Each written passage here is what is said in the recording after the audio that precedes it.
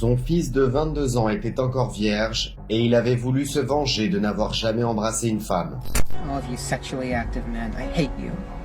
I hate all Mais of you. après avoir mis fin brutalement à la vie de 6 personnes, son père était resté la seule personne à pouvoir parler en son nom. And my son did that. My son caused so much pain and suffering for so many families. Son ego était disproportionné. I do everything I can to appear attractive to you. I dress nice. I'm sophisticated. I'm magnificent. I have a nice car, a BMW. Mais tout comme le grand rejet qu'il provoquait auprès des femmes. I don't know what you don't see in me.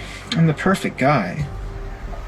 And yet you throw yourselves at all these obnoxious men instead of me, the supreme gentleman. Jusqu'à ce jour où était arrivée la goutte qui avait fait déborder le vase. After spending weeks working out in his room so that he would catch the attention of girls at the party, his ego was squashed when a group of female partygoers rejected him.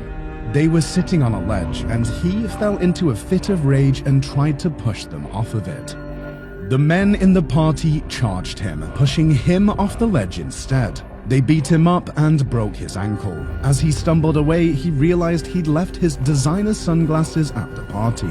He was so drunk that he walked into the neighbor's house instead, demanding his sunglasses back. The people inside knew what happened next door and beat him up again. Humiliated, he decided it was time to solidify his plans for the Day of Retribution. It all has to come to this. I'm 22 years old, and I'm still a virgin. I've never even kissed a girl. You forced me to suffer all my life, and now I'll make you all suffer. Le 23 mai 2014, Elliot Rodger avait poignardé 3 jeunes dans leur maison et ensuite, il avait conduit jusqu'à une maison de fratrie où il avait ouvert le feu contre 4 autres personnes, causant la mort de 2 femmes. Cette affaire, bien sûr, avait fait le tour du monde, mais la souffrance occasionnée avait aussi touché son propre père, Pete Rodger. Mr. Roger, Elliot was your son, and he is. How do you mourn a child whom others vilify? It's very hard, Barbara. It's very, very hard. After reading the journal, I had a lot of anger for him. And I think my job now is to try and replace that anger with love and forgiveness. But at the same time, I'm haunted by this disease, this human being that changed and became something else. La vision qu'avait Peter sur son fils était erronée. C'était un père fier et il n'avait aucune idée des sombres pensées qui habitaient la tête d'Elliot. Every night I go to sleep, I wake up and I think of those young men and young women that and that were injured and were terrorized. And my son did that. My son caused so much pain and suffering for so many families. When you wake up in the morning, what do you think? It's like a reverse nightmare situation. When you go to sleep normally, you have a nightmare and you wake up and, oh, everything's okay. Yeah. Now I go to sleep, I might have a nice dream. And then I wake up and then slowly the truth of what happened dawns on me. And, that is that my son was a master.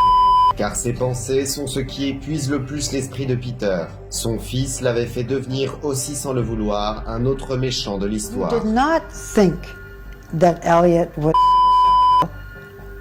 or certainly not. There's no way I thought that this boy could hurt a flea. I mean, this is the most unbelievable thing, Barbara. What I don't get is we didn't see this coming at all. Did you know that he was sick? No. This is the American horror story, or the world's horror story, is when you have somebody who on the outside is one thing and on the inside is something completely different.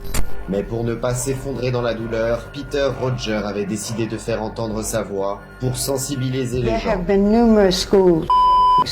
None of the parents of other have spoken with us. Why did you decide that you would speak out? The only reason I'm here is to tell his story to try and stop this happening again. Car dès qu'il avait appris la tragédie, il avait assumé sa responsabilité et il s'était rapproché des familles des victimes. Il avait vu dans le massacre brutal qu'avait commis son fils une opportunité pour débuter une bataille contre le port d'armes à feu aux États-Unis, et la voix de Richard Martinez, le père d'une des victimes, avait été celle qui avait été choisie pour diffuser ce message. Our children deserve a land free from fear. Son, you will live in our hearts forever and ever. If you agree that the people in Washington should hear that not one more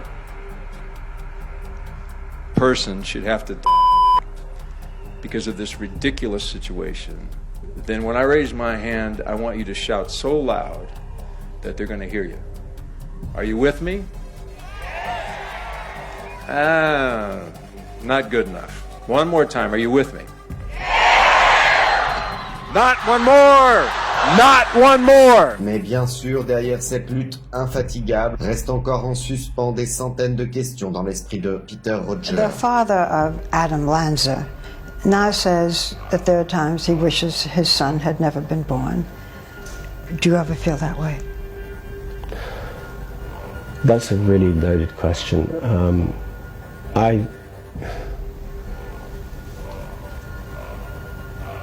That's a loaded question, Barbara. A part of me says yes. And the reason is because he did an awful lot of harm to young men and young women who didn't deserve to. And my son did it. Ce qu'avait fait Elliot Rodger l'avait transformé en une espèce de héros aux yeux de ceux qui idolâtraient sa mission. Car bien sûr, pour certaines personnes misogynes, il avait été un pionnier de la rébellion des incels. Un groupe de jeunes hommes qui sont célibataires involontairement et qui ressentent beaucoup de haine envers les femmes car elles ne leur prêtent pas d'attention, et aussi envers ceux qui arrivent à avoir des relations facilement. Des affaires similaires à celle-ci ont malheureusement eu lieu, comme c'est le cas d'Alex Minassian au Canada, qui avait mis fin à la vie de 10 personnes après avoir foncé dans la foule avec son van. Mais bien sûr, derrière la souffrance des familles de victimes, il y a aussi la douleur que l'assassin provoque chez ses propres proches. Car ce sont eux qui restent pour assumer, et ils doivent lutter constamment avec le stigmate de savoir que leur enfant est un odieux criminel. Did you know that he was sick? No. This is the American horror story, or the world's horror story, is when you have somebody who on the outside is one thing and on the inside is something completely different.